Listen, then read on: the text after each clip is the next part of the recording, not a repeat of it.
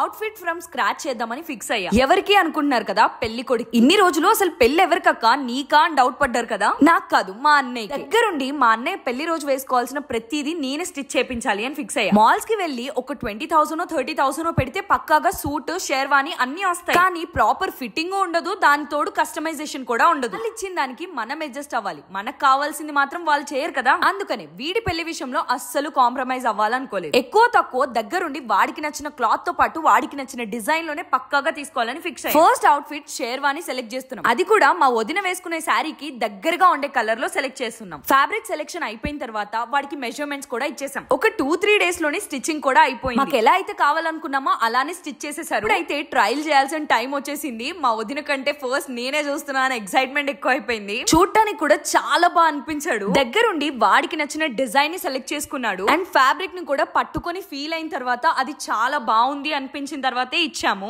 Final గా మా వదిన శారీకి దగ్గరగా మ్యాచింగ్ అయిపోయింది. పెళ్లి కొడుకు ఫస్ట్ అవుట్ఫిట్ అయితే రెడీ అయిపోయింది. కొంచెం ప్యాంట్ లో ఆల్టరేషన్స్ చేయాల్సి ఉంటే అవి కూడా చేపించేసాము. ఫైనల్ గా పెళ్లి కొడుకు కళ ఇప్పుడే కనిపించిపోతుంది కదా. మా అన్నయ్య పెళ్లి కొడుకాయనే. దగ్గరుండి వీడి పెళ్లి పనులు అన్ని చేస్తుంటే హ్యాపీనెస్ వస్తుంది. నెక్స్ట్ అవుట్ఫిట్ చూడాలనుకుంటున్నారా? అయితే నెక్స్ట్ వీడియో కోసం వెయిట్ చేసేసేయండి.